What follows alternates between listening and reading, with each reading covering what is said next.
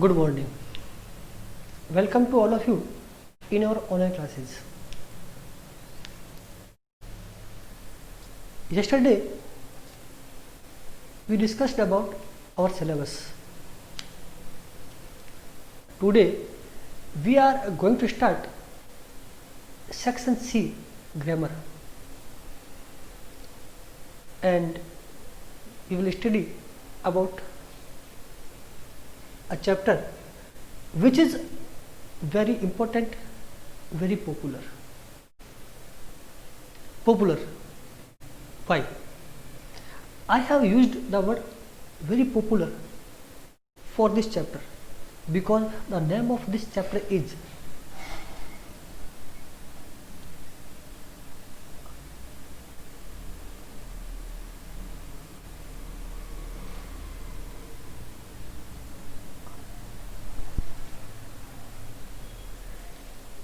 Popular tense.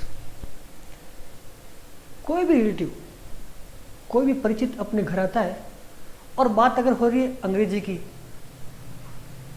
तो उसका first question यही होता है, क्या तुम्हें टेंस आते? और हमारा भी आंसर कुछ मिला जुला, हाँ आते तो है, लेकिन फिर भी कुछ गलतियां हो जाती है। एक मिला जुला आंसर रहता है।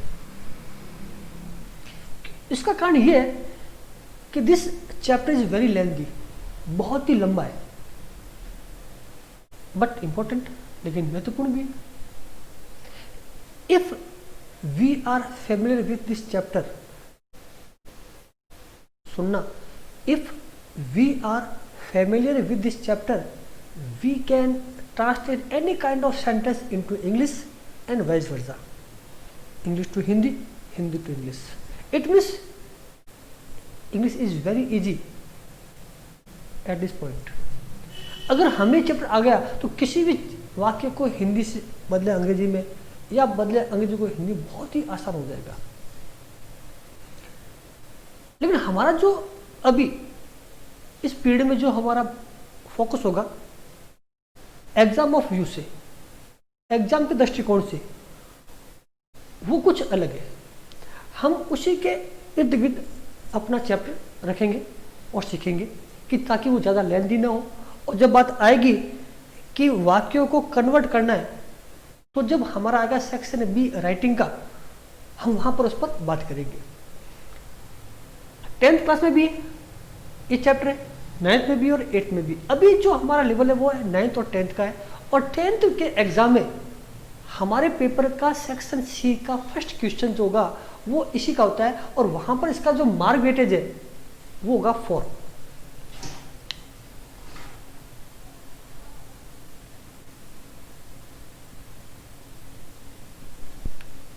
कितना है? 4।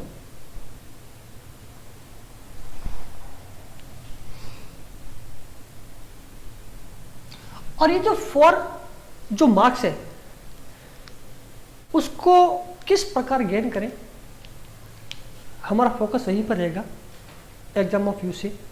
किस चैप्टर को अपन पूरा समझें, पूरा कंसेप्ट क्लियर करें कि ताकि किसी प्रकार की गलती की गुंजाइश हो ही ना, और हमारे इजीली ये 4 मार्क्स आ जाए। एग्जाम में जो क्वेश्चन आते हैं वो आएंगे 8, और एक क्वेश्चन होता है 1/2 का, यानी हाफ का, तो अगर करें मल्टीप्लाई तो 8 हो गया। अब बात आती है कि एग्जाम ऑफ व्यू की बात कर रहे हैं, तो आखिर है क्या कि एग्जाम में जो टेंस जो चैप्टर है वैसे बहुत ही लेंथी है, जो हमने पहले पढ़ा भी है। हमारा जो फोकस होगा अभी केवल इस बात पे होगा, correct form of the verb. क्या नाम देंगे उसको अपन? नाम देंगे करेक्ट फॉर्म ऑफ वर्ब। बस इसी पर अपना पूरा चैप्टर चलेगा कि एग्जाम में जो वर्ब आ रही है उसकी सही फॉर्म भरना है, यही टेंस है। अब पूछे व्हाट इज टेंस, तो अपन कहते हैं कि टेंस का हिंदी अर्थ वो काल है, या कहते हैं समय है, तो हमें समझना है कि टाइम और टेंस में के बीच एक बहुत ही बारीक एक लाइन है जो उनको अलग करती है। हम उस पर डिस्कस नहीं करेंगे, मैंने पहले कहा है कि चैप्टर बहुत लेंथी हो जाएगा, लेकिन एक बहुत ही बारीक लाइन है, वो हमें याद रखनी है। हमारा जब भी बात आएगा टेंस का, तो वहां पर वो टाइम नहीं है, समय की बात नहीं कर रहा है, वो वर्ब के फॉर्म की बात कर रहा है। किसकी बात कर रहा है? वर्ब के फॉर्म की, समय की बात नहीं कर रहा है। ये बात रखना है कि टाइम को हमेशा टेंस को हमेशा टाइम से रिलेटेड नहीं करना है, बल्कि टेंस का जो मूल अर्थ है वर्ब के फॉर्म से रिलेटेड करना है। क्योंकि वहां पर हमारा क्वेश्चन क्या आएगा? अब बात करते हैं पेपर पैटर्न की, कि आखिर है क्या। तो समझना है पेपर पैटर्न को पहले।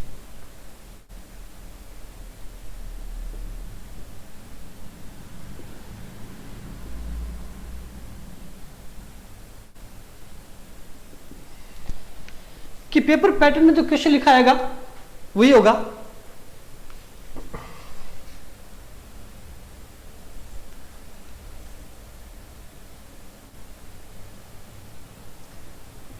fill in the blanks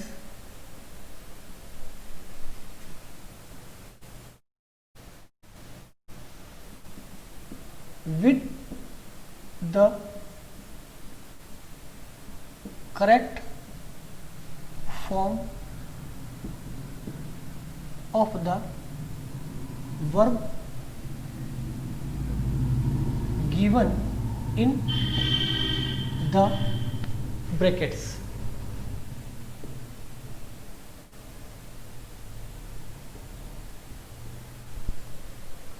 यानी कोष्टक में जो क्रिया दी गई है उसका सही फॉर्म भरना, बस हमें इसी पर ध्यान रखना है जो मैं ऊपर लिख दिया। इट मीन्स वो ब्रैकेट में क्रिया देगा। अब उसकी फॉर्म, तो बात आती है कि वर्ब की फॉर्म कितनी, बात ही आएगी, ओपन आगे बात करेंगे। अब वो क्वेश्चन कैसे देगा? तो मैं मैंने कहा है कि एग्जाम में 8 क्वेश्चन आएंगे, लेकिन मैं कुछ क्वेश्चन दे रहा हूँ 2 3 4, उसे अपन हेल्प करें, आगे बढ़ेंगे अपन। तो वो आप देखना और समझना एक बार।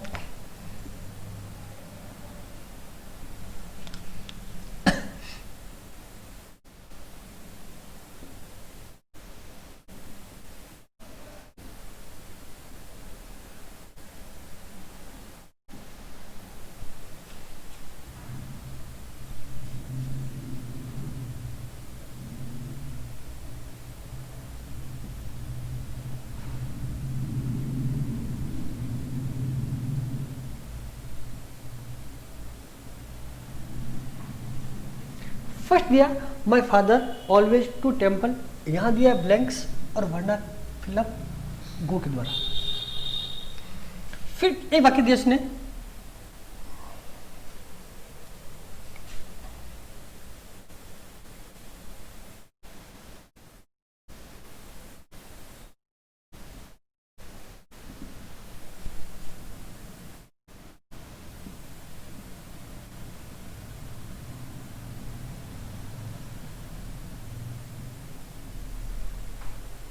ही फिर blanks already dot dot dot to school work फिर गो। समझाने के लिए मैं एक ही वर्ग को ले रहा हूं कि ताकि समझ में आ जाए हमारे।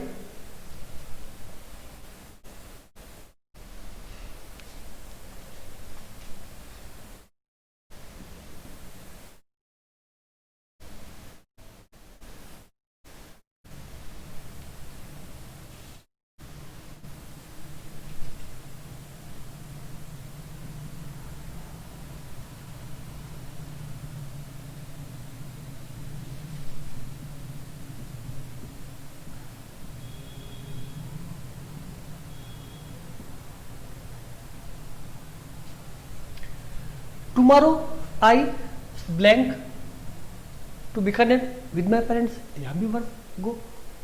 और लास्ट एक और सेंटेंस रहा हूं, उसके बाद अपन इस पे बात करेंगे।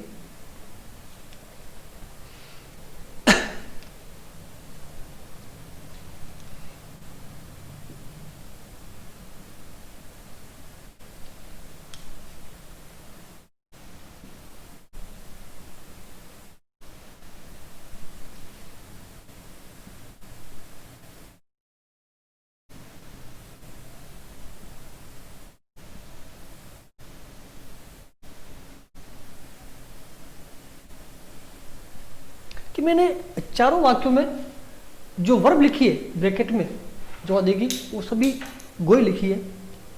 अब वो कहता कि हमें इसका सही फॉर्म भरना है।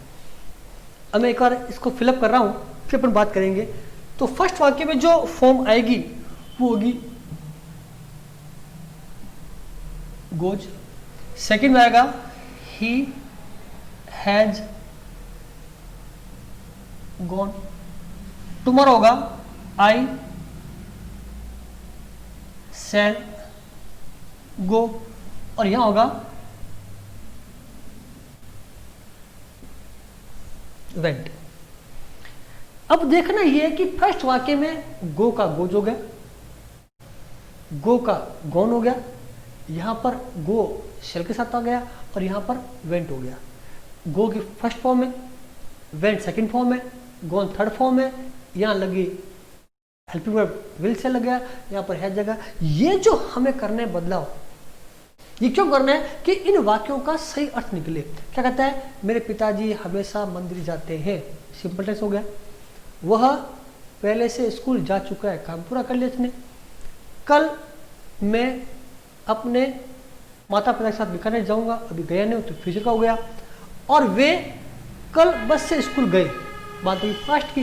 तो कहीं बना फ्यूचर का वाक्य, कहीं बना पास्ट का, कहीं प्रेजेंट का, और कहीं प्रेजेंट में भी पूर्णता का कि काम पूरा कर लिया है दिखाने के लिए। तो ये जो हमने वर्ब के फॉर्म लिखे, first form, second form, third form, यही क्रिया का सही रूप है। ये हमें भरने सीखने हैं। अब मैंने कहाँ गोज लगाया, कहीं हैज गॉन, कहीं सेल गो, कहीं वेंट क्यों किया है, अपन इस पर आगे जो जो बढ़ेंगे और अपन को सीखेंगे। तो अभी फोकस होगा कि हमें क्रिया का सही फॉर्म भरना है। अब बात आती है कि फॉर्म कुल होती कितनी, एक एक का आपने फर्स्ट फॉर्म, कोई सेकंड फॉर्म, कोई थर्ड फॉर्म पूछता है। तो ये तो अपनी शुरुआत है। अब बात आती है कि वर्ब की फॉर्म कितनी, क्रिया के रूप कितने, फॉर्म ऑफ वर्ब, वो देखना है हमें। तो अपना बोर्ड फिलअप हो रहा है, तो आप इसका स्क्रीनशॉट ले लीजिए कि हमारे मार्क कितना होगा, 4 का होगा। पैटर्न ये रहेगा, इस प्रकार से आपको ध्यान रहे। कोई भी चैप्टर अपन शुरुआत करते हैं तो मेरे विचार से सबसे महत्वपूर्ण बात है कि किसी चैप्टर की जब एंट्री करते हैं, क्या करते हैं, इंट्रोडक्शन जो पार्ट होता है वो सबसे महत्वपूर्ण है। अगर इसको हमने ध्यान से देखा है, ध्यान से सुना, ध्यान से समझना है, तो हमारा चैप्टर जो आगे बढ़ेगा उसको समझने में, उसको सीखने में आपको बहुत ही आसानी होगी और वो समझ में बहुत आसानी से आएगा भी, कोई दिक्कत आएगी नहीं। इसलिए आप शुरुआत से लेके एंड तक देखें। शुरुआत अच्छी है तो सब कुछ अच्छा है। कहते भी है well begun is half done, मतलब अगर शुरुआत अच्छी हो गई तो काम पूरा हो गया, आधा हो गया। तो इस प्रकार आप इसको कर लीजिए। फिर बात करते हैं फॉर्म ऑफ वर्ब की।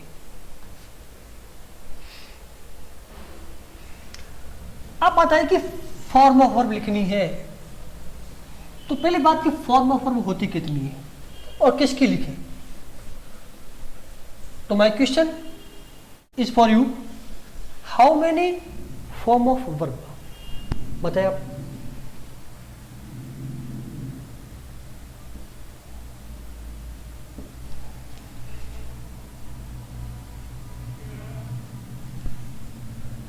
तो अधिकांश तो हमारे काम आती है वही first form, second form, third form.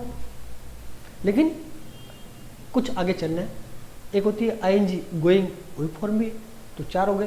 तो क्या आता है लाइक टू गो, ये फॉर्म है। इट मीन्स फॉर्म की जो वर्ब है वो कुल 5 है। कौन कौन से जो सुने हुए, तो मैं उनके पहले नाम लिख रहा हूँ, फिर अपन देंगे 1 2 3 4 5। जैसे first form, second form, third form, fourth और फिफ्थ फॉर्म दे देंगे उसको नाम। तो उसके जो अगर नाम की बात करें तो नाम कैसे देंगे उनको, पहले शुरू करते हैं प्रेजेंट से।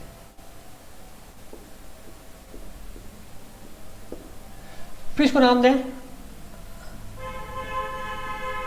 पास्ट, फिर दें पास्ट पार्टिसिपल,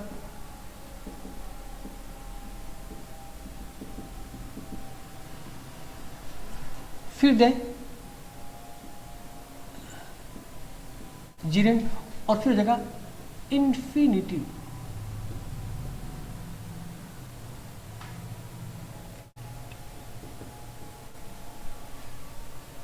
ये इनके नाम है।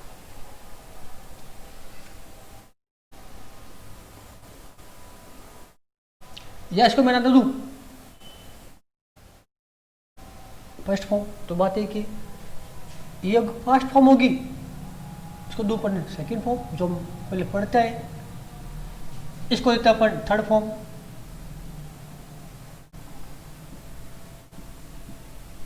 ये हो जाएगा फोर्थ, और ये हो जाएगा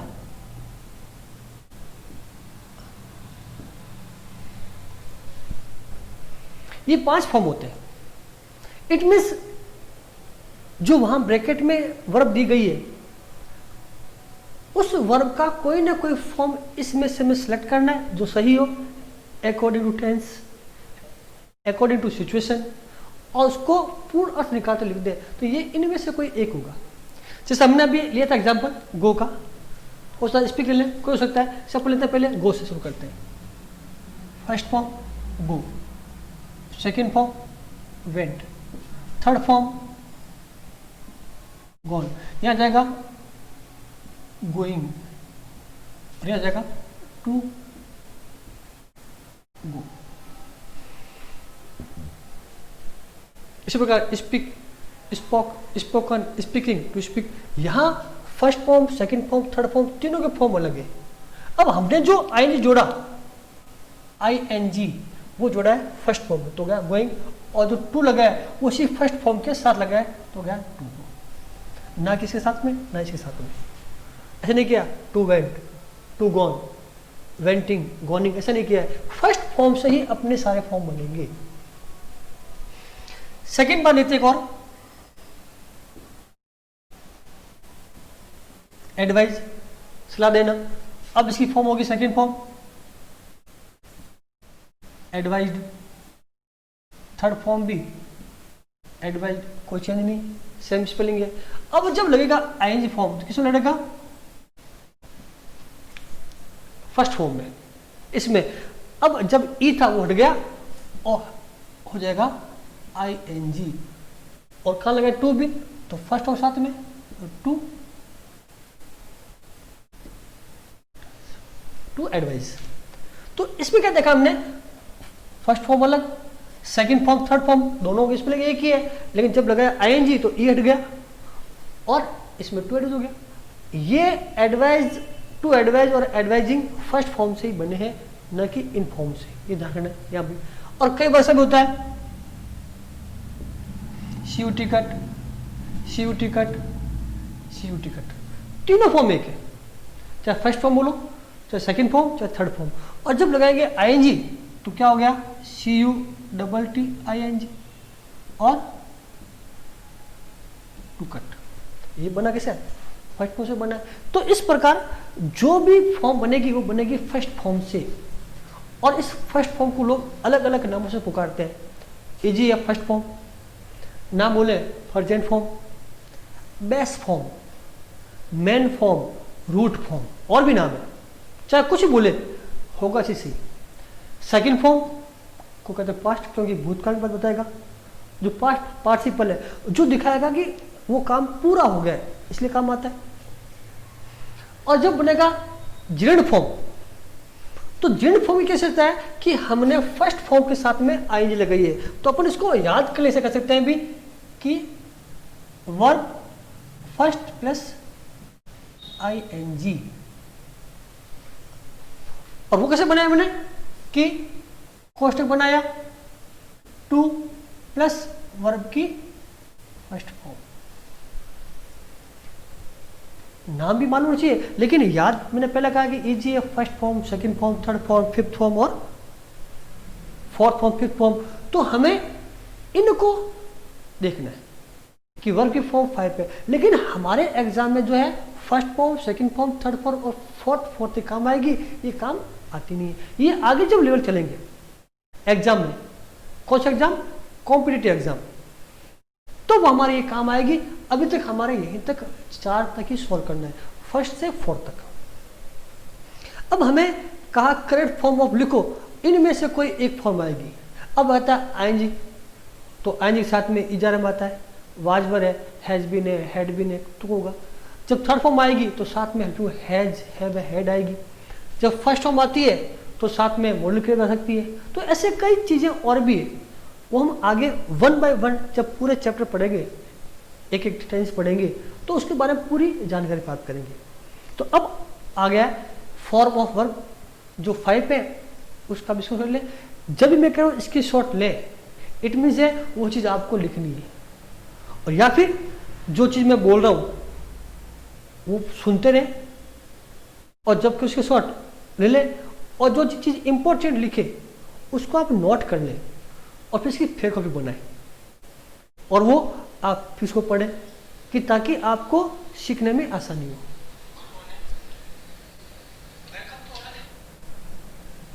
ठीक है, ले लीजिए इसका शॉर्ट का भी।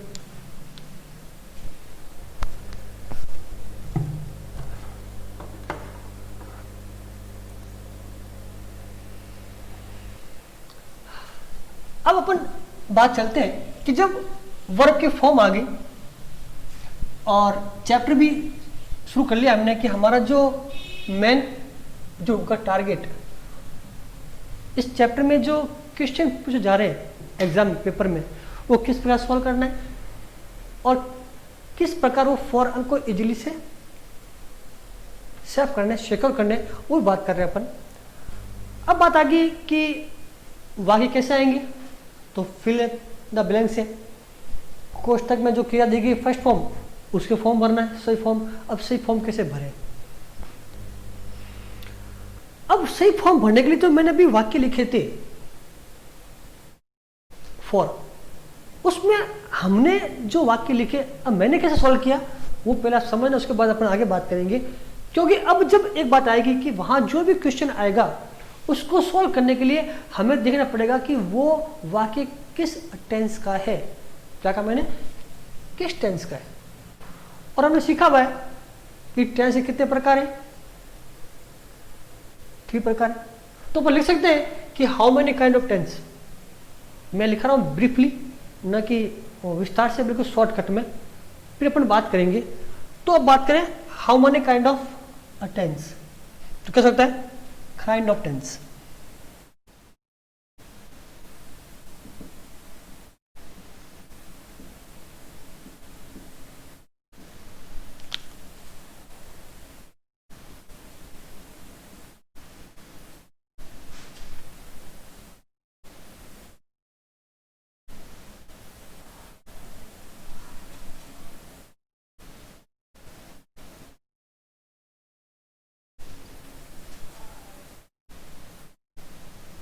होते हैं जिसके नाम है प्रेजेंट, पास्ट, फ्यूचर, वर्तमान काल, भूतकाल और भविष्य काल। सिखाओ भी। अब जितने भी टेंस है 3, इनके भी 4 पार्ट है, यानी ईच टेंस हैज 4 पार्ट। क्या कहते हैं? Each tense has 4 part.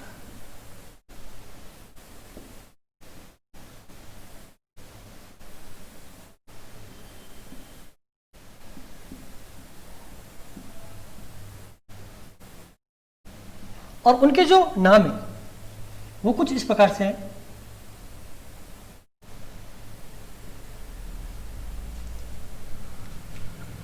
कुछ कहते हैं इनडेफिनेट,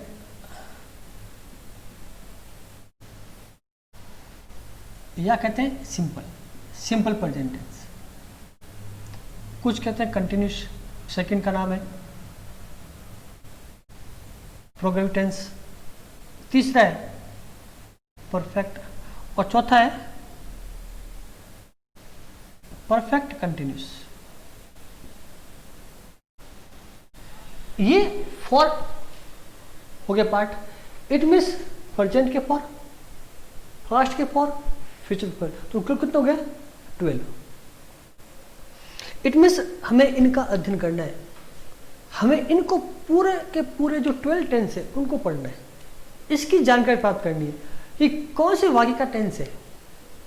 सुनना क्या कह रहा हूं मैं, कि वाक्य किस टेंस का है, इट मीन्स इन 12 में से किसी एक का होगा। 4 प्रेजेंट के, 4 पास्ट के, 4 फ्यूचर के। जब प्रेजेंट के होंगे तो नहीं मांगे प्रेजेंट के, जब वाक्य होगा पास्ट का तो नहीं मांगे पास्ट के, जब होगा फ्यूचर का नहीं मांगे फ्यूचर के। बात है कि पहचान कैसे करें। हिंदी की पहचान हो सकती है, अगर आपको इंग्लिश से हिंदी करना आता है तो बहुत ईजी है। अब कैसे हिंदी ईजी है कि अगर ऐसा कोई वाक्य जिसकी हिंदी बनाए और उस हिंदी के अंत में आता है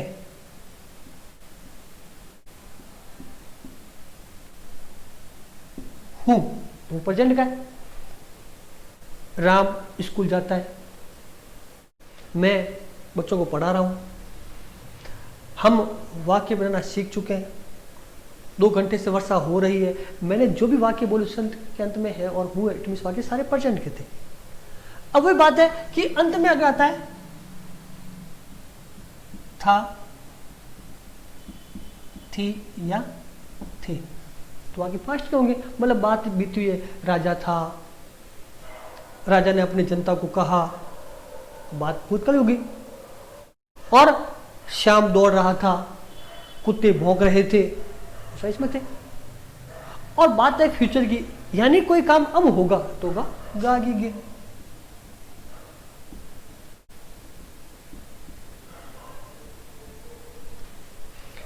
प्रेजेंट का मतलब वर्तमान से, जो कुछ अभी चल रहा है वो प्रेजेंट है, और जो कुछ बीत गया, ऐसी कोई घटना जो बीत गई है वो पास्ट है। और फ्यूचर इट मीन्स वो घटना जो अब घटित होगी, जो हुई नहीं है वो फ्यूचर में आएगी। यानी any kind of work, any kind of action, any kind of happening which refers to present is called present. या फिर कोई घटना जिसका संबंध भूतकाल से तो पास्ट, और जो अब होगा वो फ्यूचर से। तो मोटे तौर पर इसको इस प्रकार भी बदल सकते हैं। अब क्या भी प्रेजेंट का है, ये पास्ट का है, फ्यूचर का है, तो फिर भी सोचना है कि प्रेजेंट में कौन सा, फिर पास्ट में कौन सा, फ्यूचर में कौन सा, इसमें भी 4 है। तो जैसे कि देखो, सब देखो क्या कह रहा है, कंटिन्यूस, मतलब जो दिखा है कि लगातार चल रहा है, कंटिन्यू चल रहा है, तो उसकी पहचान है रहा, रही, रहे। कंटिन्यू लगातार। राम चल रहा है तो रहा, काम चल रहा है आ गया तो गया, प्रेजेंट टेंस हो गया। शाम सो रहा था आ गया तो पास्ट, रहा चल रहा था उस समय तो गया कंटिन्यूस, तो गया पास्ट कंटिन्यूस। इस प्रकार अपन वाक्य को जोड़ सकते हैं। फिर है परफेक्ट। परफेक्ट यानी पूर्ण, पूरा। अर्थ होगा चुका का, एक काम पूरा हो गया है, यानी चुका, चुकी, चुकी। मम्मी खाना पका चुकी, अभी ये। हम खाना खा चुके थे, पास्ट हो गया। हम अपना जो सिलेबस है सितंबर तक पूरा कर चुके होंगे, तो फ्यूचर का हो गया। अब जो फोर्थ है वो क्या है, परफेक्ट और कंटिन्यूस, दोनों का सम्मिलित रूप है, मिक्स्ड टाइप सेंटेंस है। ऐसा कोई वाक्य जिसमें कुछ भाग पूरा हो गया और कुछ अभी चल रहा है, तो उसमें क्या होगा कि एक चीज जुड़ जाएगी, समय, और फिर रहा, रही, रहे। 2 घंटे से वर्षा हो रही है, इट मीन्स वर्षा को होते हुए 2 घंटे हो गए, पूरा हो गया, और अभी भी चल रहा है। ये बात भूतकाल में होगी, ये फ्यूचर में होगी। और जो नंबर 1 है इनडेफिनिट, कोई निश्चित नहीं है, सिंपल है। जो ये दिखाए कि काम चल रहा है या काम पूरा हो गया है, वो सब इसमें आएंगे। इसकी जो अधिकांश पहचान होता है अंत में या था, थी, थी। अगर आप हिंदी कर सकते हैं तो सब, लेकिन मैंने पहला कहा है कि वहां पर जो हम हिंदी शायद नहीं कर पाए सभी वाक्यों की, जैसे हिंदी की पहचान है, तो उसी प्रकार से कुछ वाक्यों में ऐसे वर्ड होंगे, शब्द होंगे, उन शब्दों को पहचान के हम उन वाक्यों की पहचान कर सकते हैं कि वो वाक्य किस टेंस का है। जैसे मैं अभी वाक्य बोल रहा हूं कि मोहन, वाक्य सुनना,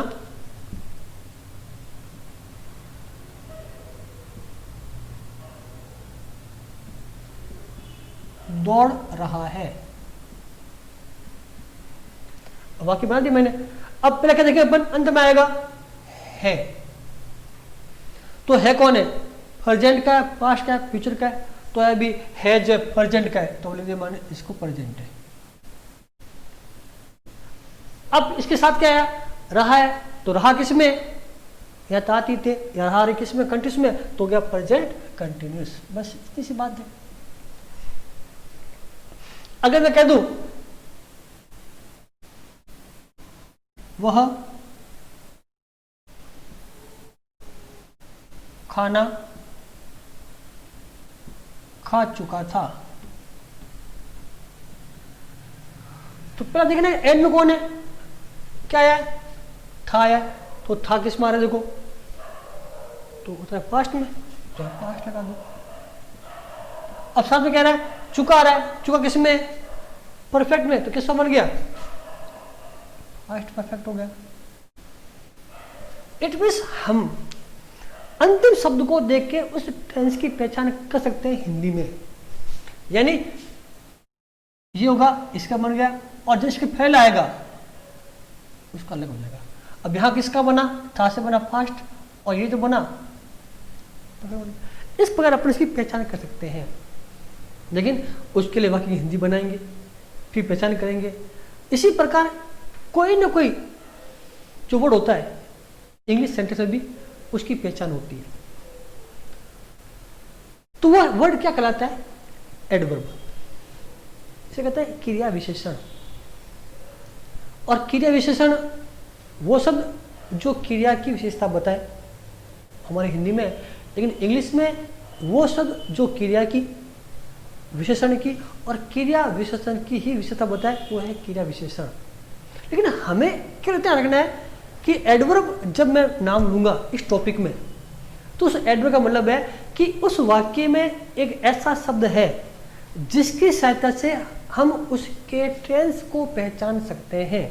पिछले ना मैं जब नाम लूंगा एडवर्ब कौन सा, तो वहां पर मतलब इतना है कि उस वाक्य में जो वहां दिया गया है उसमें एक शब्द एडवर्ब है, और उसी शब्द से हम उस वाक्य का कौन सा टेंस उसकी पहचान कर लेंगे। किन में से?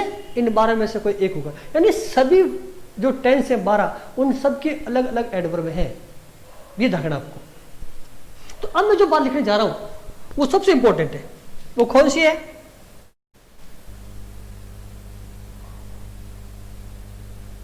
पहले दिया नाम मैंने एडवर्ब,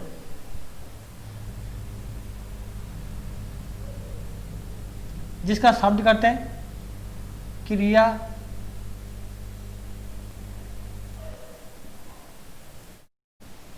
विशेषण।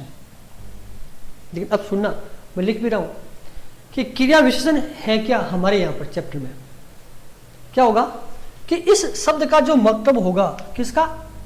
एडवर्ब का। यहां क्या होगा?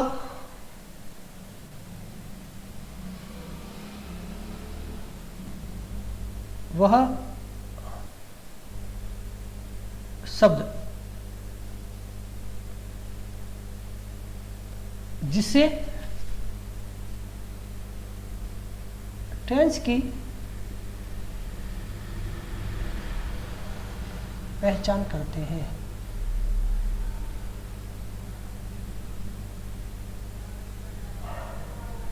ये हमें याद रखना है कि मैं जब भी इस चैप्टर में नाम लूंगा एडवर्ब का, तो वो समझना है कि एडवर्ब मतलब कोई शब्द, और वो शब्द जो क्या बताएगा? उस टेंस की पहचान, कि वो टेंस प्रेजेंट का है तो प्रेजेंट में किसका है ये बता देगा। अगर पास्ट का है तो इनफॉर्म में किसका और फ्यूचर किसका है। सबके एडवर्ब अलग होंगे। ये चीज हमें याद रखनी है। या तो आप हिंदी समझे बनाए, और वो नहीं है तो एडवर्ब देख लें और उसकी पहचान कर ले। उसको समझने के लिए अपन यहाँ एक वाक्य लिख रहा हूं और अपन उसको समझते हैं।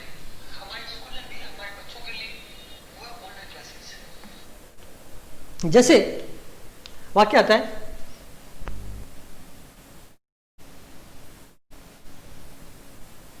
मदन ऑलरेडी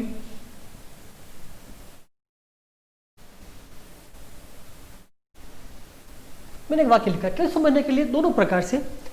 मदर यानी माँ, ऑलरेडी पहले से ही, फूड यानी खाना, कुक यानी पकाना, मतलब मम्मी पहले से ही खाना पका चुकी है। क्या बनाया वाक्य मैंने, मम्मी पहले से ही खाना पका चुकी है। किसकी हिंदी बने, तो हिंदी बने। अब वाक्य बना हिंदी में, मम्मी पहले से ही खाना पका चुकी है। तो पहले क्या देखेंगे अपन, लास्ट वर्ड को, कौन है, कि है आ गया, तो कौन हो गया प्रेजेंट का। अब आई कि प्रेजेंट में कौन सा है, तो अपन एक स्टेप और आगे बढ़े, तो क्या आ गया, चुकी, यानी चुका, चुकी, चुके, वह आगे किस में आएगा, वह परफेक्ट में। तो क्या हो गया, प्रेजेंट परफेक्ट का। इस प्रकार देखा हमने हिंदी बना करके।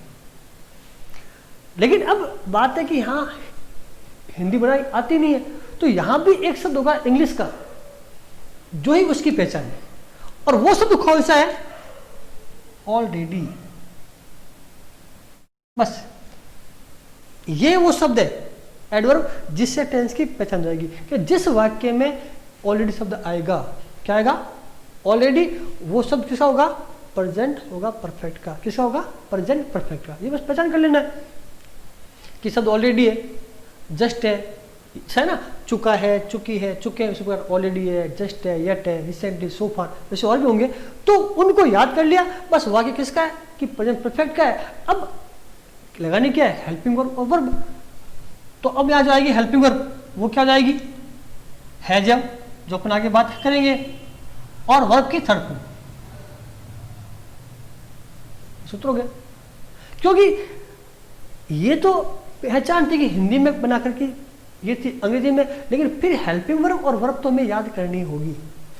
तो इस प्रकार जहां भी इस चैप्टर में मैं नाम लूंगा कि एडवर्ब देखो, तो एडवर्ब आपको देखना है जो अपन लिखेंगे, और एडवर्ब देखने के बाद वो किस टेंस का है वो आपको मेमोराइज करना है, याद करना है। और फिर वो जब उसका नाम आ जाए याद कि प्रेजेंट का इसका है, या फ्यूचर का इसका है, पास्ट का इसका है, इस टेंस का है, तो उसकी क्या हेल्पिंग वर्ब है और क्या फॉर्म ऑफ वर्ब है वो हमें लिख देनी है, और अपना सॉल्यूशन निकल जाएगा। तो यहां तक मैं सोचता हूं कि आपको कुछ समझ में आया होगा। इसका भी स्क्रीनशॉट ले लीजिए। और ये जो दोनों पैटर्न है, दोनों सही है, या तो आप हिंदी बनाए या एडवर्ब को याद रखें। और जहां तक मेरा मानना है, मेरा अनुभव है कि जो एडवर्ब को याद करना बड़ा आसान है, और एडवर्ब याद होते ही आपका पूरा का पूरा चैप्टर क्लियर हो जाएगा विद ए डायग्राम। इसको शॉर्ट ले लीजिए। इसके बाद मैं बता रहा हूं इस चैप्टर को समझने का बहुत ही इजी ट्रिक। उसके बाद हम स्टेप बाय स्टेप पढ़ेंगे। एक शॉर्ट इसका भी,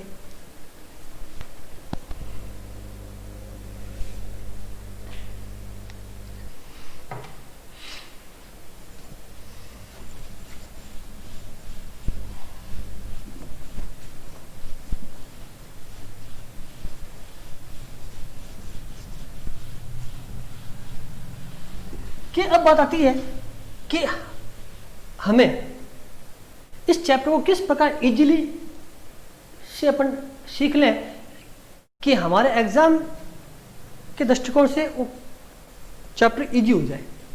तो मैं केवल आपको 3 स्टेप के द्वारा पूरा चैप्टर समझा दूंगा। केवल वो आपको जब नेक्स्ट क्लास में मिलते हैं तो आपको याद होनी चाहिए। क्या करना है, पहला काम कि जब भी एग्जाम में क्वेश्चन आता है तो हमारा फर्स्ट स्टेप जो होगा वो ये देखना होगा कि वो वाक्य में एडवर्ब कौन सा है। क्या देखना है हमें, ये पहला काम होगा। क्या देखना, एडवर्ब।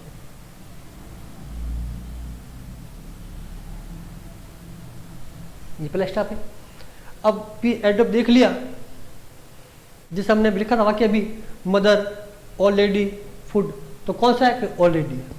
ठीक है। अभी अब आया कि ऑलरेडी जो एडवर्ब है वो किस टेंस का है, तो उस टेंस का नाम पूछेंगे अपने आप से, तो वो टेंस हो जाएगा।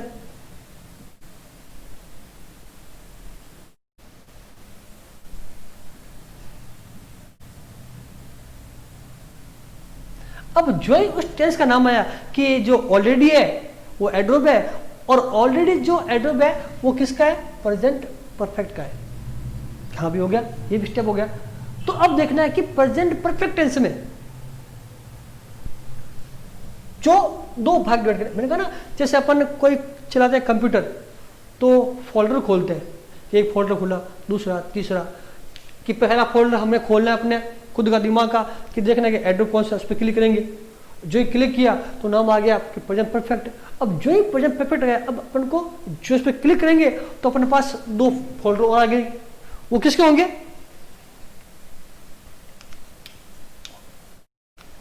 हेल्पिंग वर्ब का।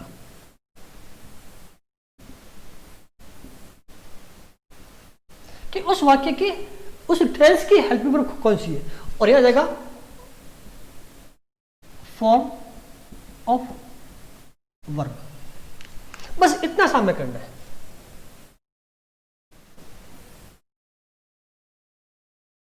और ये हो गया तो अपना पूरा चैप्टर क्लियर हो गया, समझ लीजिए। इससे आसान कुछ हो ही नहीं सकता। 3 स्टेप में चैप्टर क्लियर। जैसे मैंने अभी आपको दिया एग्जांपल, क्या वाक्य था आपने समझने के लिए कि मदर ऑलरेडी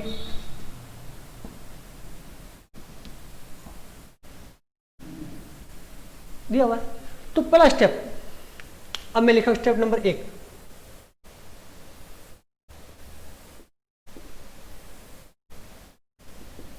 क्या कह रहा है कि एडवर्ब देखें, तो इसमें एडवर्ब कौन सा, तो बात है भाई एडवर्ब कौन सा, ऑलरेडी। पहला काम हो गया। अब देखना है कि एडवर्ब है किस टेंस का। जो मैंने पहला कहा है कि प्रेजेंट का है या पास्ट का है, फ्यूचर का है, और हर एक के 4-4 है, तो कोई एक होगा। उन 12 में से किसी एक का है। तो जब ऑलरेडी है तो ये किसका है, प्रेजेंट परफेक्ट का है। ये बात नंबर 2 हो गई। अब जो ही बात है कि प्रेजेंट परफेक्ट का है, अब बात है कि इसकी टेंस जो है वो कौन सा है। क्या आएगा कि इसका जो हेल्पिंग वर्ब है वो कौन सी है, जो अपनी बात आ रही है। तो इस टेंस की जो हेल्पिंग वर्ब है, जो बात करेंगे वो है हैज या हैव, और वर्ब की है थर्ड फॉर्म। तो हमने क्या लगाया, हैज लगाया, क्योंकि सब्जेक्ट सिंगुलर है तो हो गया हैज, और आगे थर्ड फॉर्म तो कुक हो गया कुकड। बस ये स्टेप याद रखना आपको। 3 स्टेप नंबर 1 लगाया, पता है एडवर्ब का। स्टेप नंबर 2 वो है टेंस का, और स्टेप नंबर 3 जो है वो देखनी है कि उस टेंस की हेल्पिंग वर्ब और फॉर्म ऑफ वर्ब कौन सी है। बस हमें 3 स्टेप याद रखने हैं।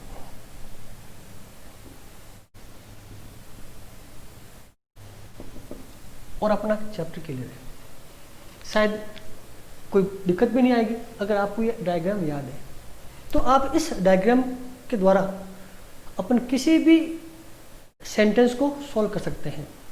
तो हमारा काम होगा कि आज जो शुरुआत की थी, मैंने पहले कहा था कि कोई भी चैप्टर की शुरुआत का जो इंट्रोडक्शन पार्ट है सबसे इंपॉर्टेंट है। तो हमने आज किया, और हमारे क्या पेपर पैटर्न होगा, कैसे सॉल्व करना है, और ये चीज़ आपको कल जब आते हैं ये चीज़ आपको याद होनी चाहिए। अब हम जब नेक्स्ट क्लास लेंगे तो उसमें एक एक पढ़ेंगे, पहले प्रेजेंट के 4 टेंस, फिर पास्ट के, फिर फ्यूचर के, और उनको एक एक करके सॉल्व करेंगे इसी के आधार पर।